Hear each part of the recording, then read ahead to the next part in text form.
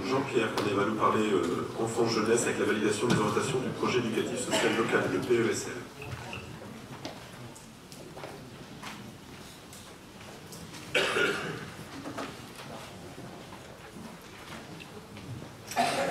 Tout d'abord, sur votre document de synthèse, vous verrez que vous avez la page 22 avant 21, si bien que je vais commencer un peu sur la 20, et la 20, le reste du texte, il faudra aller le chercher derrière. Bon. Ceci étant dit, permettez-moi de rappeler un peu ce qu'a été ce dossier durant les 3 années qui viennent de s'écouler.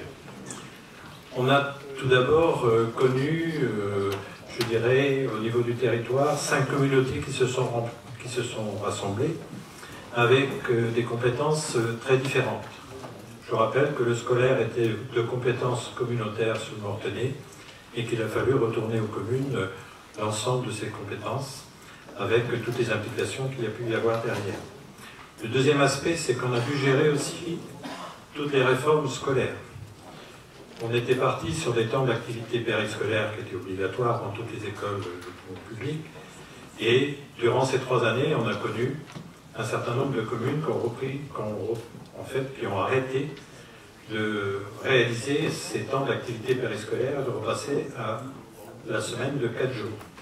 Globalement, sur notre territoire, on a la moitié des élèves qui sont en temps d'activité périscolaire sur 4 jours et demi, et la moitié qui sont sans TAP sur 4 jours.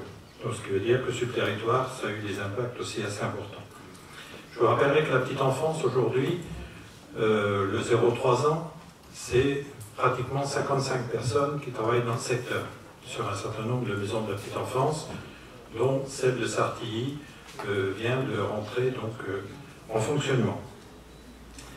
Alors, nous avons également, dans le cadre de cette variation des temps d'activité périscolaire, connu un certain nombre d'accueils collectifs de mineurs durant les temps périscolaires qui ont été soit de compétences communautaires ou qui étaient de compétences communautaires et qui ont été arrêtés, qui sont repassés en garderie.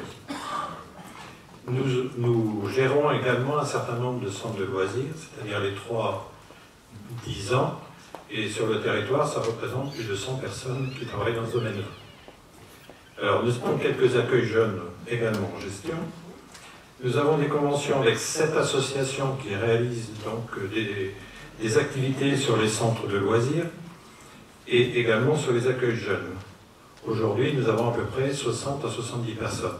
Alors, ce qui veut dire que globalement, dans ce secteur-là, nous avons 230 personnes qui travaillent sur le territoire pour des offres d'activités qui s'adressent à nos jeunes. Je tenais à le rappeler parce que c'est quand même un secteur qui n'apparaît peut-être pas, sur lequel on va peut-être pas passer beaucoup de temps durant 3 ans. Et il me semblait important de vous rappeler ce contexte-là, parce que ce contexte-là, en fait, nous a amené à lancer une opération qui s'appelle le PESL, et qui, durant ces 3 années, a été menée en parallèle de tout, je dirais, les nécessités d'harmoniser un peu tous ces secteurs-là. Alors, il reste encore beaucoup de travail à faire, parce qu'on n'a pas harmonisé complètement les tarifs.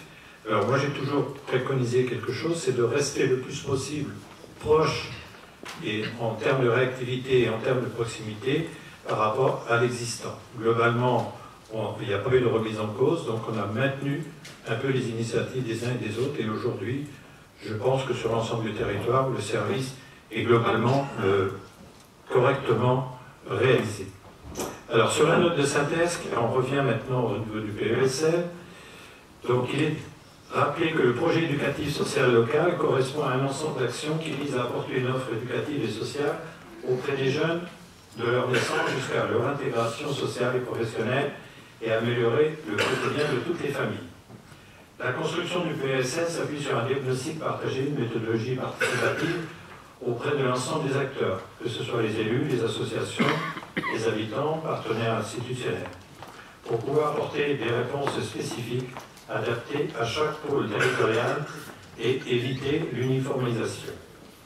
Il vise aussi plus globalement, à travers la définition d'une politique enfant, jeunesse et sociale, à s'inscrire dans le projet de territoire et à participer à la construction de son identité et de son attractivité.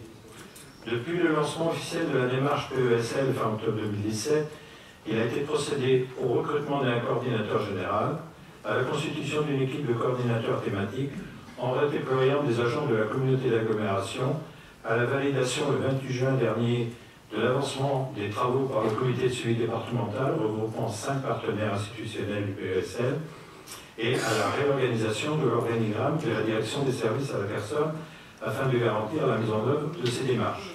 Alors, je rappelle qu'à l'origine, dans chacune des communautés, nous avions des coordinateurs, ce qu'on appelait les PEL à l'époque, et ces gens, en fait, ont été aujourd'hui remis sur des fonctions autres au sein de l'organisation générale, puisque nous avons fait une organisation petite enfance et une organisation jeunesse, et bien sûr une direction sur le PESL qui nécessitait aussi une compétence spécifique. Le 16 décembre dernier, le comité stratégique de la communauté d'agglomération a validé la suite à donner en termes de méthodologie et de planning du fait de la période de renouvellement des équipes municipales et communautaires.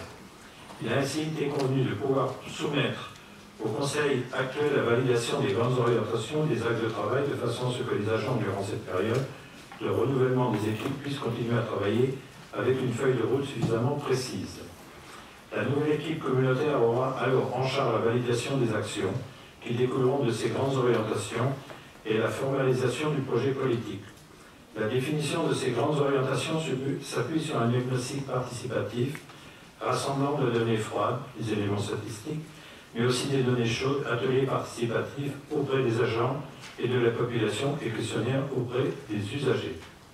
Ces grandes orientations ont été restituées dans le cadre d'ateliers auprès des agents de la direction des services à la personne le 30 janvier 2020.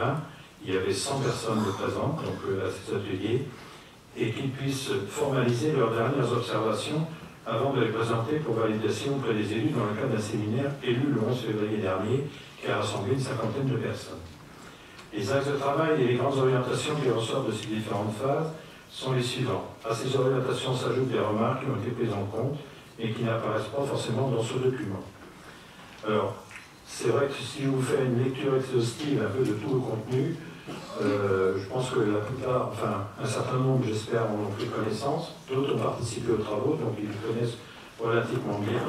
Alors nous avons toute une partie sur la petite enfance, avec l'accueil individuel du jeune enfant.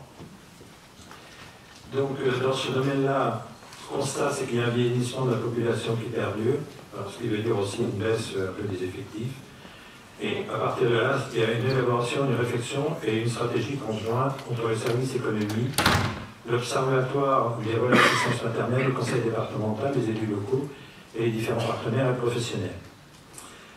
Dans le deuxième aspect sur l'accueil de la petite enfance, ce qui a été constaté, c'est le manque de travail formalisé pour les agents pour travailler en transversalité et en mode projet et bénéficier d'accompagnement, mettre en commun des réflexions et des idées, échanger sur leurs pratiques. Près de la moitié des parents dont l'un des enfants est accueilli en structure petite enfance vit sous le seuil de pauvreté. Je pense que c'est un élément aussi qu'il faut savoir prendre en compte. Alors, le travail à ce niveau-là, c'est de permettre aux agents qui travaillent donc dans les espaces d'accueil de jeunes enfants et dans les relais d'assistance maternelle de bénéficier d'une journée pédagogique supplémentaire annuelle. Et il y a un axe également qui permet de valoriser le rôle social des structures d'accueil de la petite enfance et enfin de renforcer l'accès à la culture en lien avec les orientations nationales à travers un projet interservice, service à la personne et culture. Alors c'est vrai que l'axe culture apparaît un peu de façon nouvelle, même s'il a été déjà mis en pratique à certains endroits. Et avec les COR20, on a commencé à discuter des passerelles et ce qui pourrait être mené ensemble. Et je pense que le projet de Pôle Enfance de Potorson sera peut-être une des premières expériences dans ce qui pourrait se réaliser à l'avenir. Alors, en ce qui concerne l'enfance, c'est-à-dire l'accueil des 3, 10, 12 ans, donc c'est une harmonisation, une culture commune à construire, un taux de couverture conséquent en termes d'équipement, mais de nombreuses structures, de nombreuses pratiques et des habitudes différentes, les accueils collectifs de mineurs, ce qu'on appelle les ACM, un espace d'accueil éducatif à valoriser et à accompagner. Alors, ce qui a été retenu, c'est accompagner les équipes dans l'évolution des pratiques et des organisations pour répondre aux nouveaux besoins des enfants, de leurs parents et aux principes du PESL. Je rappelle que maintenant, tous les directeurs de centres de loisirs se réunissent régulièrement pour qu'il y ait des échanges et qu'il y ait une harmonisation, et même, je dirais, des échanges parfois de manière pédagogique qui permettent en fait à d'autres centres de bénéficier des équipements qui ne servent plus dans certains centres de loisirs. Deuxième aspect, c'est les ACM, un besoin pour les familles du territoire, un espace d'accueil éducatif pour les enfants, ce qui permet d'accueillir les enfants et leurs familles en tenant compte des besoins de chacun et les principes des PESL et des enjeux éducatifs. Et enfin, le troisième élément sur l'enfance, c'est des difficultés à recruter et fidéliser les animateurs. Ça, vous avez dû le constater pour ceux qui suivent ces dossiers-là. De nombreuses structures, de nombreux animateurs ont des problématiques de remplacement d'absence. C'est-à-dire qu'il faudrait aussi envisager, peut-être à l'avenir, avoir une personne ou deux qui pourrait assurer des remplacements là où il y a un manque de personnel ou des agents qui sont absents pour différentes raisons. Alors ça va vers l'élaboration d'une stratégie d'accueil et d'accompagnement des vacataires et de construire une organisation au service du fonctionnement quotidien de la qualité. Je continue donc sur un autre chapitre qui est une baisse du nombre d'enfants scolarisés sur les écoles du territoire qui s'accentue, quelle population de collégiens dans les années à venir. Alors c'est vrai que sur ce secteur-là, on sent qu'au niveau des jeunes, on a beaucoup de mal au niveau des accueils jeunes à faire venir la jeunesse. Autant sur les centres de loisirs, on sent des augmentations d'effectifs, autant dans ce secteur-là, on sent plutôt une baisse des effectifs. Alors c'est soutenir les établissements avec le département dans leurs projets et garantir une garantie de vie des élèves en agissant au sein des établissements. Le deuxième aspect, c'est les établissements scolaires confrontent des difficultés importantes en termes de vivre ensemble, en lien avec les phénomènes croissants de harcèlement et de politique d'inclusion. Mettre en œuvre une politique pluripartenariale et soutenir développer les projets de prévention. Le troisième aspect, c'est les jeunes qui accèdent de moins en moins aux activités et lieux d'accueil jeunes en raison des difficultés de mobilité et d'une offre à repenser. On irait donc vers un axe de développer les allées vers les jeunes et leurs parents à des initiatives de mobilité pour permettre au plus grand nombre d'accéder aux loisirs et à la culture. Et enfin, un déficit d'espace d'élaboration et d'accompagnement des projets de jeunes ou des fonctionnements inadaptés pour répondre à l'émergence de projets des jeunes. Donc là, on irait vers les propositions d'accompagner la responsabilisation, l'initiative et la citoyenneté.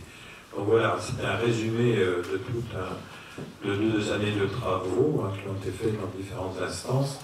Et aujourd'hui, normalement, on aurait dû être plutôt en phase finale de ce PESL avec la définition des actions.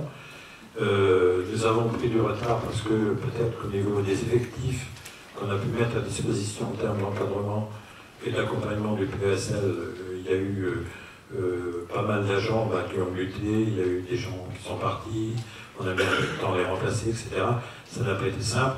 Sachez seulement que l'ensemble financier de l'accompagnement qui était programmé sur cette phase jusqu'à présent, aujourd'hui est garanti jusqu'à la fin de cette année et au début de l'année prochaine par nos partenaires financiers. C'est-à-dire que même si on a pris un peu de retard, ça a été renégocié au fur et à mesure et aujourd'hui, on a l'assurance de continuer à être accompagné sur le personnel qui travaille sur le PESL avec la nouvelle mandature qui va arriver prochainement et les nouvelles équipes qui vont donc entreprendre la définition des axes sur lesquels les actions jeunesse pourront être définies demain.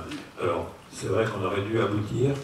Maintenant, je dirais qu'on passe un peu le relais à ceux qui vont arriver, mais ils auront déjà tout un dossier qui leur permettra de définir les axes sur lesquels l'avenir des axes, enfin de l'animation jeunesse peut s'organiser sur le territoire.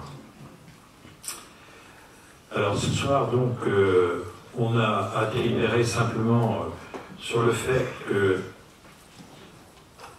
considérant l'approbation de l'avancement de la démarche par le comité de suivi départemental du projet éducatif social PESL du 28 juin dernier, considérant les décisions du comité stratégique de la communauté d'agglomération du PESL du 16 décembre 2019, considérant les remarques et observations exprimées par les agents de la direction des services à la personne lors de la soirée de restitution du 30 janvier dernier, considérant les préconisations exprimées lors du séminaire élu du 11 février dernier, après présentation donc, de cette note de synthèse, dont je n'ai fait que la synthèse, et après en avoir délibéré, donc il est proposé au Conseil d'approuver les orientations et les axes de travail du projet éducatif social local tels que je vous les ai présentés.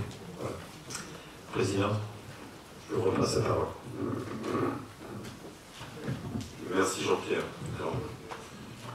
Puisque c'est quand même la soirée où il faut connaître le travail des uns des autres, je pourrais pouvoir dire aussi que sur ce dossier PESL, tu n'as pas ménagé ton énergie avec les personnes qui t'ont accompagné dans les services pour ces grands temps de concertation et de consultation. Et même si en effet on n'a pas abouti le projet qu'on espérait le faire au tout début, je pense que le rythme est bon et qu'on pourra, comme on l'avait dit la fois dernière, le séminaire, transmettre le flambeau sans trop de difficultés, parce que le terrain a bien été préparé aux gens qui nous succéderont après le mois d'avril. Voilà, est-ce que vous avez des commentaires à faire sur cette présentation, cette synthèse? Oui, alors Francine Fomentin, je vais donner un micro. Alors, ça ne fonctionne pas très bien. Mais je pense que je vais le faire entendre, non? Ça va aller? On t'entend pas du tout d'ici. Bon, d'accord. Oui, par rapport au PESL, donc je tiens à préciser que sur le Mortainais, nous avions fait un PESL, et bien un PESL. Donc je trouve quand même dommage qu'on n'ait pas regroupé toutes les données que nous avions, que ce soit des PESL ou des PEL, pour gagner du temps et gagner sur les 2 années là, où au final on revient aux mêmes conclusions.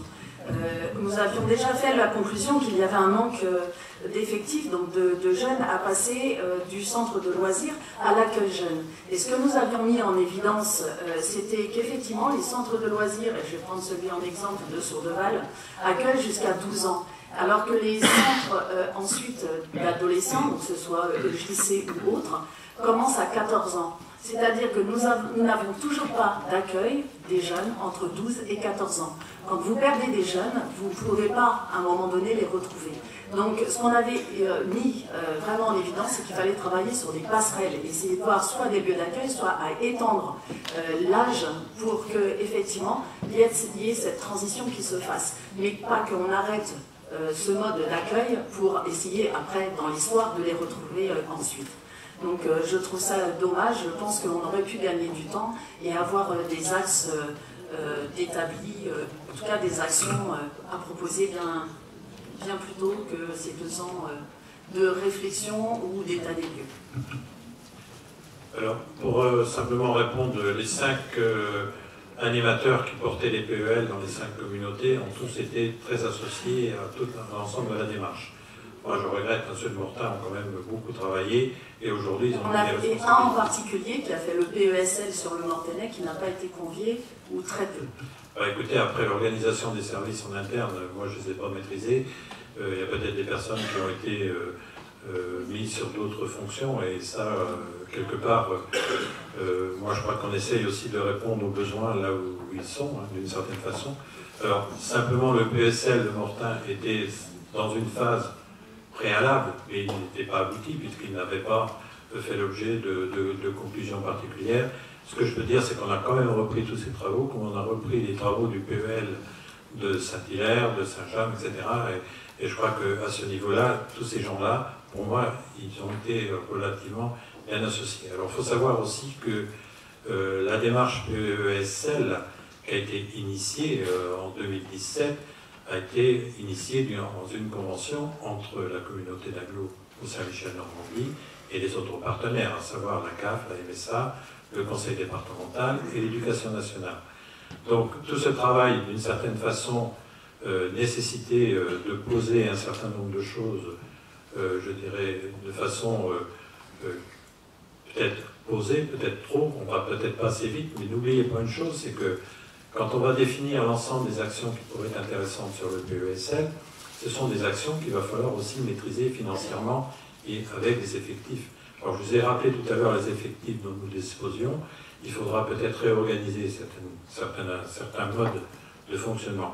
Alors, l'autre partie, j'en suis tout à fait conscient, on a une rupture énorme aujourd'hui. Les enfants, le 3-6 ans fonctionnent très bien et explosent partout. Le 6-10 ans devient un peu plus compliqué à faire fonctionner. Et à partir de 10 ans, les enfants ne veulent plus entendre parler des centres de loisirs. Ce qui veut dire qu'on a une gestion particulière à mettre en place entre le 10, 12, 13 ans et à partir de 14, 17, voire plus. Et je crois qu'on est rentré dans des phases 3 ans par 3 ans et c'est ce type d'organisation qui apparaît être aujourd'hui relativement pertinent. Alors c'est vrai qu'on a une déperdition des jeunes à partir de 10 ans, et on les démotive d'une certaine façon, parce qu'on ne leur propose pas ce qu'il faudrait dans ce qui peut les intéresser. Alors je crois qu'on reprend aujourd'hui un gros travail, et d'ailleurs ça a été un des éléments très positifs dans le travail qui a été fait au cours de l'année 2019, c'est tout ce qui a été fait avec les collèges. Et je crois qu'on a beaucoup de collèges qui ont vraiment donné du temps, les enseignants qui ont donné du temps pour travailler ces questions-là et faire en sorte que les jeunes soient aussi orientés peut-être vers ces actions d'accueil, hein, en accueil jeune, ce qu'on appelle les accueils jeunes, et qui permettent aujourd'hui aussi d'appréhender des questions qui de plus en plus inquiètent les parents sur les addictions, sur un certain nombre de choses. Et je crois que Dieu sait si les parents sont très inquiets. Alors c'est là aussi où un des axes du PESL sur lequel nous travaillons, c'est la parentalité. Et la parentalité, elle va s'effectuer à tous les niveaux. Elle va s'effectuer à la petite enfance, au moment du 3-10 ans, mais aussi au niveau des enfants de 10-13 ans et des ados après. Et je crois que là, il y a un très gros travail à faire. Et l'un des axes du PESL sur lequel on s'est arrêté, c'est vraiment l'axe parentalité sur lequel on va donc, où il sera déterminé un certain nombre d'actions. Et un deuxième axe sur lequel aussi nous sommes très sensibles, c'est toute la notion du handicap. Je crois que ça fait partie de deux éléments sur lesquels demain il y aura un certain nombre de choses qui devront permettre de pouvoir répondre à ces deux axes-là. Et je crois que l'axe parentalité-enfant est quand même quelque chose d'essentiel si on veut répondre aux inquiétudes des parents dans un certain nombre de réflexions.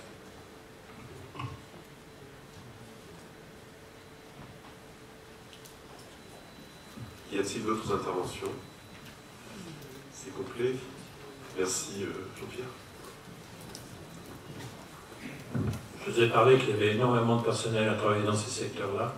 Je voudrais ce soir les remercier parce que franchement, je ne les connais pas tous. Hein. En 3 ans, je peux découvrir toutes les équipes, mais j'en connais quand même beaucoup. J'ai eu l'occasion de passer dans tous les centres, que ce soit les maisons de la petite enfance, les centres d'accueil, enfin l'accueil jeune ou les centres de loisirs. Et je dois dire que partout, on a trouvé des équipes très motivées. Et je dois franchement remercier toutes ces équipes. Parce que globalement, pour avoir géré ce dossier pendant 3 ans, on n'a quasiment pas de retour de gens qui se plaignent d'un mauvais fonctionnement dans nos structures. Ce qui veut dire qu'il y a quand même une efficacité. Et merci à toutes ces personnes qui travaillent et merci aux équipes qui dirigent aujourd'hui le service.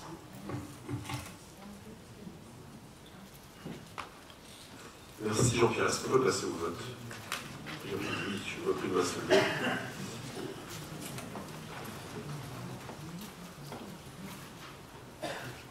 Vous pouvez voter.